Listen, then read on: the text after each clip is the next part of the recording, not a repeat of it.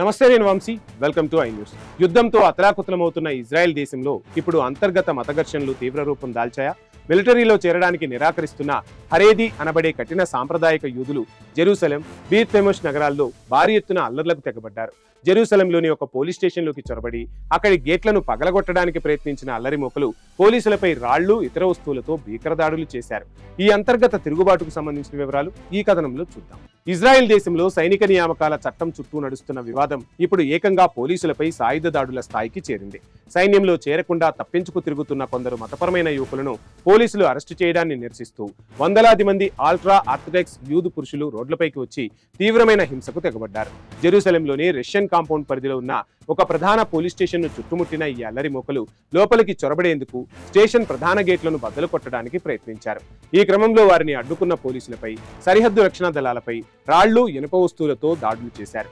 ఈ భీకర ఘర్షణల్లో ఒక సాధారణ ఇజ్రాయెల్ పౌరుడి తలకు బలమైన గాయాలై తీవ్ర రక్తస్రావమైంది. పరిస్థితి ఒక్కసారిగా చేజాటిపోవడంతో పోలీసులు లాఠీచార్జ్, బలప్రయోగానికి దిగి అర్ధరాత్రి వరకు అల్లరి మోకలను చెదరగొట్టాల్సి వచ్చింది. ఈ అల్లర్లు ఇజ్రాయెల్ సమాజంలో తీవ్ర ఆశ్చర్యాన్ని, ఆగ్రహాన్ని కలిగిస్తున్నాయి. ఎందుకంటే ఈ భారీ నిరసనల దాడులు యూదుల పవిత్ర రోజైన శనివారం నాడు జరిగాయి. యూదుల మత నిబంధనల ప్రకారం శనివారం నాడు ఎలాంటి ఘర్షణలకు దిగడం పూర్తిగా నిషిద్ధం.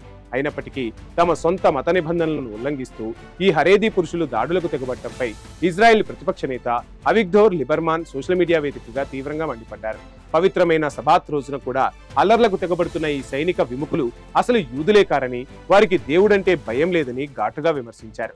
నిజానికి ఈ పోలీస్ స్టేషన్ దాడికి 2 రోజుల ముందే ఈ హరేదీ నిరసనకారులు ఇజ్రాయెల్ హైకోర్టు డిప్యూటీ ప్రెసిడెంట్ నోమ్ సోల్బర్గ్ నివాసంపై అత్యంత ఘోరమైన దాడికి పాల్పడ్డారు.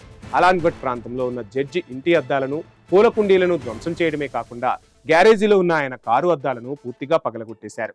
అంతటితో ఆగకుండా నాజీల చిహ్నమైన స్వస్తికా గుర్తు ఉన్న ఒక చిన్న ఇజ్రాయెల్ జెండాను అక్కడ పాతేసి వెళ్లడం ఇజ్రాయెల్ రాజకీయ వర్గాల్లో పెను సంచలనం రేపింది. ఈ జడ్జి నివాసంపై జరిగిన దాడికి సంబంధించి పోలీసులు ఇప్పటికే 62 మందిని అరెస్టు చేయగా తమ వారిని విడిపించాలనే డిమాండ్తోనే ఇప్పుడు పోలీస్ స్టేషన్ పై దాడికి తెగబడ్డారు. అక్టోబర్ 7 దాడుల తర్వాత ఇజ్రాయెల్ సైన్యంలో ప్రతి ఒక్కరూ చేరాలనే నిబంధనను ఈ కఠిన సాంప్రదాయక యూదులు తీవ్రంగా వ్యతిరేకిస్తుండడం ఈ అంతర్గత ఘర్షణలు ఇజ్రాయెల్ను ఏ తీరానికి తీసుకెళ్తాయననే ఆందోళన వ్యక్తమవుతోంది.